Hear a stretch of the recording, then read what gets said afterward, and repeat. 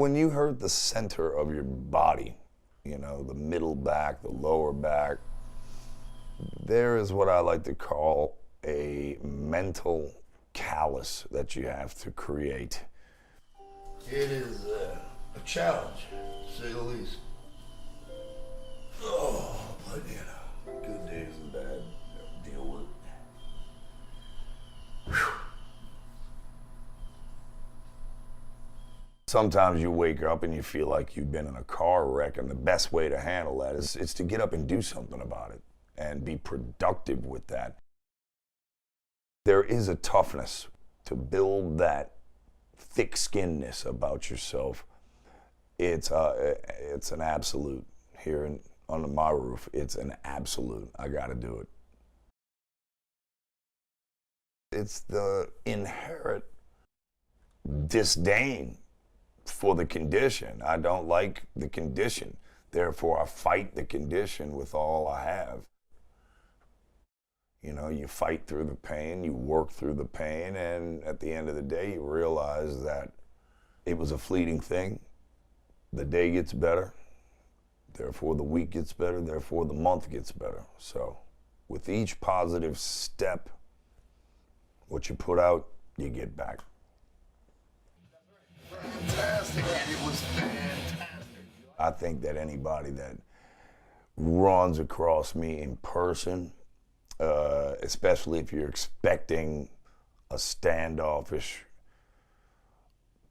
too serious version of myself, I think you'd be surprised figuring I'm very approachable and thrive on the absurd because it creates a lightness to the air.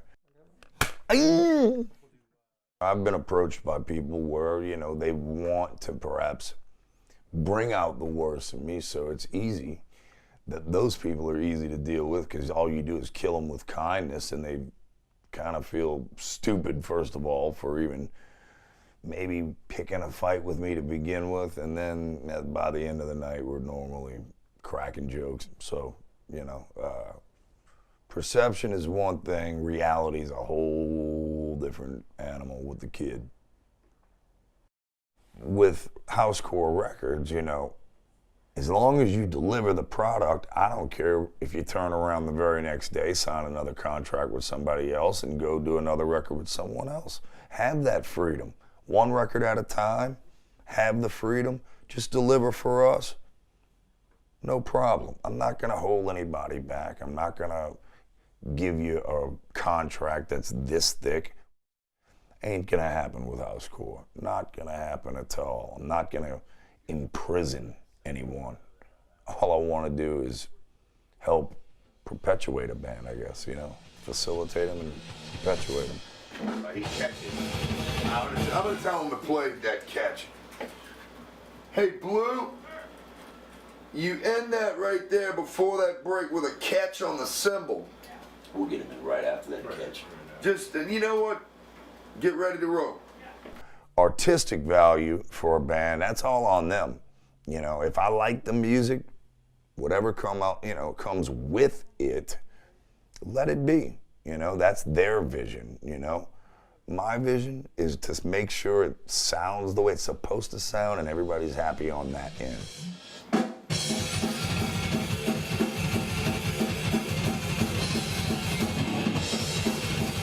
When I look at the youngsters today, I find gems, man. There's bands out there that are really, really pushing the envelope.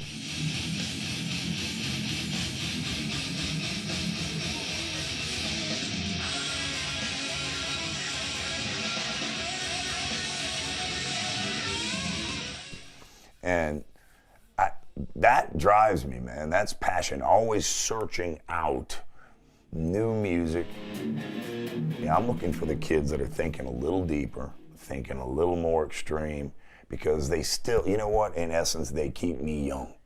They help keep me young. I live through them. I'm a music fan, first and foremost. Have I had success with my own music? Yes, of course. But I am a fan.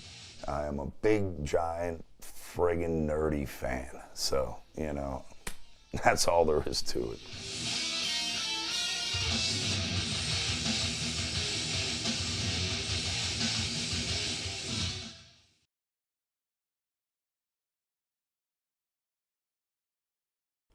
When you watch a great, great boxer, it is, despite the violence of the sport, it can be very beautiful thing to watch, artistic, stylistic, just an amazing thing.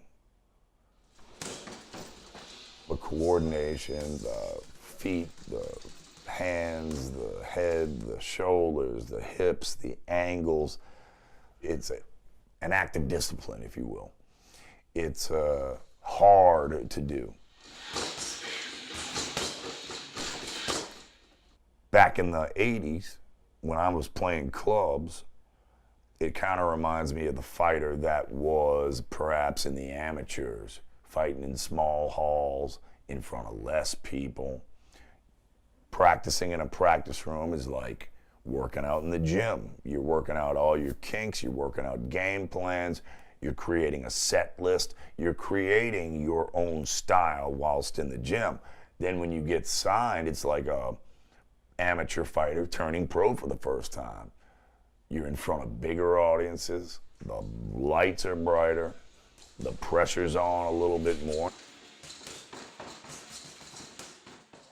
Those parallels have always been there, despite the smallest club gig possible, or the biggest arena, or the biggest outdoor event that I've played. And that's been many, ranging from, honestly, from 750,000 people to 7 people. You still got to do your job and make sure, whether it's 750,000 or 7, that when you leave that place, they remember you and they want to see you again.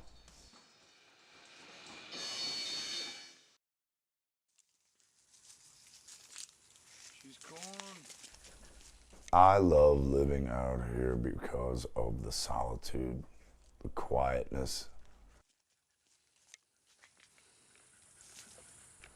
I love nature, I love animals. About face, duckos. Time for grub. How come there's only 3? You lose, ducks. You get to draw your own conclusions. You get to write from the true, most base, organic spot, to where your influences aren't so much of what you've seen in the last year of your life. Your influences are what, at least for me, it's what I want to hear. There's a resilience as well. You look at your land and see what is resilient, see what has remained through these storms that destroy.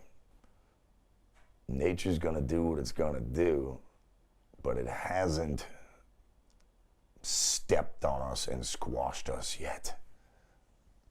There is a comeback. There is hope. Pretty much every day of my life that I live here, I thank my, I guess, good luck. I thank the world in a strange way. And it's tough to say. I'm not a religious man, but I've been a fortunate man, and I see this. Despite any negativities that have happened in my life, I realize that I have been very, very fortunate. That's all I gotta say. Very fortunate.